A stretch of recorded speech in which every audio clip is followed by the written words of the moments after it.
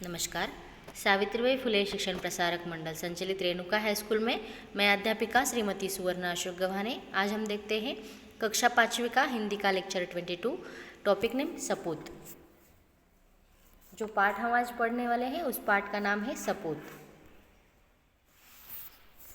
पाठ देखते हैं। सपूत बहुत पुरानी बात है। फुलेरा नामक एक आदर्श गांव था। गांव की तरफ स्वच्छता थी। गांव की गलियों में नियमित रूप से झाड़ू लगाई जाती थी। नालियाँ रोज साफ की जाती थी। लिपाई पुताई करके घर आंगन सुंदर रखा जाता था। परिसर में बड़ी संख्या में पेड़ पौधे थे। कुएं का पानी निर्मल रखने के लिए आवश्यक सावधानियां बरती जाती थी। पनगढ़ स्वच्छ और सुसज्जित था। देखो, फुलेरा नामक एक गांव था और वह गांव हर तरफ गांव में स्वच्छता थी। गांव की गलियों में नियमित रूप से झाड़ू भी लगाई जाती थी और रोज नालियाँ साफ की जाती थी। लिपाई पुताई करने के लिए आंगन सुंदर रखा जाता था और परिसर में बहुत बड़ी संख्या में पेड़ पौधे थे। कुआं भी था वहाँ पे और वो कुएं का पानी जो है निर्मल रखने के लिए आवश्यक सावधानियाँ बरती जाती थी। पनगढ़ स्वच्छ और सुसज्जित था। ये जो पनगढ़ था वह कैसा था? स्वच्छ और सुसज्जित था। एक दिन क्या हुआ, पनगढ़ पर 3 स्त्रियाँ आई पानी भरने के लिए।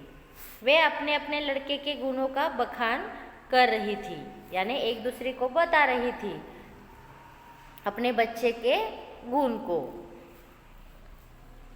एक बोली, बहन मेरा सपूत बड़ा विद्वान है। जब से शहर पढ़कर आया है चारों ओर उसकी धूम मची है। बड़े बड़े ग्रंथ पढ़ लेता है। आकाश के तारों को देखकर उनके नाम बता देता है। देश विदेश की सभी बातों का उसे पता है। दूसरी ने जोश में झट से आगे बढ़कर कहा, अरे सखी, मेरे लाल जैसा बलि तो 10-5 गाँव में देखने को भी नहीं मिलेगा। 500 दंड बैठक वह रोज सुबह लगाता है। अखाड़े में जब ताल ठोक कर उतर जाता है तो बड़े बड़े पहलवान तक उसका मुकाबला करने से घबराते हैं। वह मेरा सपूत है। पहली स्त्री जो बोली कि वह क्या है, मेरा लड़का बहुत पढ़ लिख कर आया है और उसके गुणगान गा रही थी। तभी दूसरी स्त्री आकर बोली कि अरे मेरा लाल तो क्या है, 10-5 जो गांव है उस गांव में से भी बड़ा बली है और वो क्या करता है, 500 दंड बैठक का रोज सुबह लगाता है और अखाड़े में जब वो उतरता है तो बड़े पहलवान तक उसका मुकाबला नहीं कर सकता। वह मेरा क्या है, सपूत है। फिर आगे देखो, तीसरी जो स्त्री थी, अब तीसरी स्त्री की बारी थी, वह चुप रही। इस पर उन दोनों ने कहा, बहन तुम चुप क्यों हो? लगता है तुम्हारा लड़का कपूत निकला। तीसरी स्त्री बिना किसी जोश या गर्व से बोली, बहनों, सपूत या कपूत जैसे शब्द तो मैं नहीं समझती, पर मेरा लाल मेरे लिए बहुत अच्छा है। देखो, तीसरी जो स्त्री थी वह क्या बोली, बहनों, सपूत या कपूत या ये शब्द तो मैं नहीं समझती, लेकिन मेरा जो बेटा है बहुत अच्छा है। वह सीधे सादे स्वभाव जैसा साधारण किसान है। दिन भर खेत में जुता रहता है। दिन भर क्या करता है, वह खेत में जुता रहता है। शाम को घर का काम करता है। आज सुबह कहने सुनने पर वह मेला देखने गया है, इसलिए मुझे पानी भरने आना पड़ा। तीनों स्त्रियों ने अपने अपने सिर पर घड़ा रखकर चल पड़ी। अभी वे 2-4 कदम ही चली थी कि पहली स्त्री का पुत्र आता हुआ दिखाई पड़ा। पास आते ही उसने अपनी माँ से कहा, व्याख्यान देने जा रहा हूँ, भोजन वही करूँगा।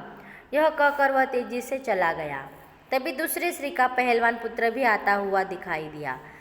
वह मतवाले हाथी की तरह झूम रहा था। उसने अपनी माँ से कहा, माँ, आज दंगल में मैंने एक नामी पहलवान को बुरी तरह पछाड़ा। पानी लेकर जल्दी घर पहुँचना, मुझे जोरों से भूख लगी है। यह कहकर वह घर की ओर बढ़ गया।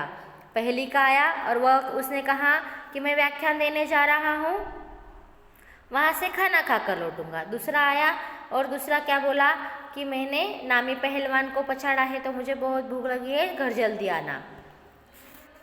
देखो, एक चला जाता है और एक घर जा रहा है। अब तीसरा आया। अंत में तीसरी स्त्री का पुत्र आया। वह बड़ा सीधा साधा था। आते ही उसने अपने माँ के सिर से घड़ा उतारकर अपने सिर पर रख लिया और बोला, माँ तुम क्यों पानी भरने जा रही हो? मैं तो आ ही रहा था। माँ से घड़ा लेकर वह उत्साह के साथ घर की ओर चल पड़ा। यह देखकर अन्य दोनों स्त्रियों का सिर संकोच से झुक गया। उन्हें बोध हो गया था कि कर्तव्य और सेवा के बिना ज्ञान एवं बल अधूरे हैं। वे समझ गई कि सपूत तो तीसरी स्त्री का बेटा है।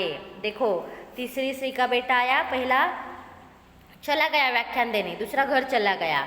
लेकिन जो तीसरी स्त्री का बेटा आया तो क्या कहा उसने? माँ तुम क्यों पानी भरने चली आई? मैं तो आ ही रहा था। और उसके सिर पे से वह घड़ा अपने सिर पर ले लिया।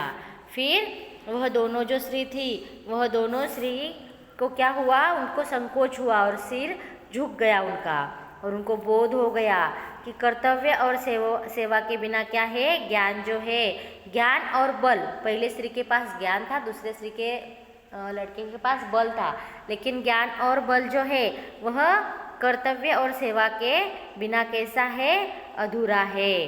वे समझ गई कि सपूत तो तीसरी स्त्री का बेटा ही है। शब्दार्थ देखते हैं। स्वच्छता, सफाई, लिपाई, गोबर से जमीन को लीपने का काम। पुताई, दीवारों को चूने से पोतना। परिसर, घर के आसपास की जगह। निर्मल, साफ, पनघट, कुएं के आसपास का स्थान। लाडला यानी बेटा, पुत्र। बखान करना यानी प्रशंसा करना। ग्रंथ, पुस्तक। बली यानी बलवान। दंड बैठक यानी एक प्रकार का व्यायाम। ताल ठोकना, कुश्ती के लिए ललकारना। मुकाबला यानी सामना। कपूत, बुरा पुत्र। जोश यानी उत्साह।